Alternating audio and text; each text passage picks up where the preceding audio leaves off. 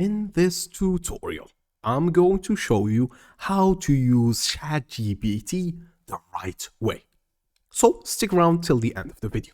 First of all, head to your favorite browser. While doing so, I'm going to explain what is ChatGPT. ChatGPT is one of the most amazing AI tools. They gained 1 million, literally 1 million accounts in about 5 days, making it one of the most growing businesses in the whole world.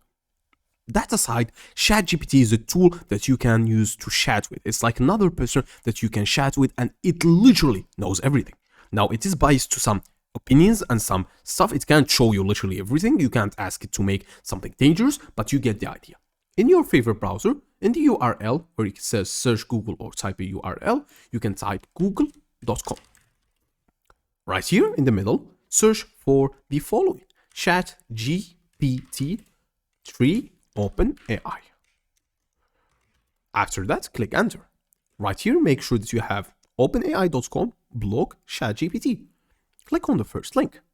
Right here, you can click try ChatGPT. Now, something to keep in mind is that ChatGPT has been literally on capacity. That meaning they are literally full.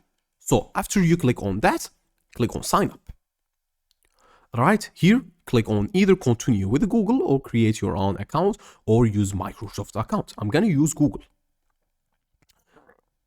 Choose your right account, and after that, you will be prompted to the right page where it says OpenAI.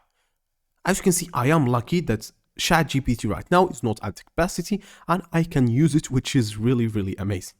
So tell us about you. You'll have to put in your name and then your phone number. And after you have signed up successfully, you will be met into this page, and this is how to create ChatGPT account properly. Thanks for watching and goodbye.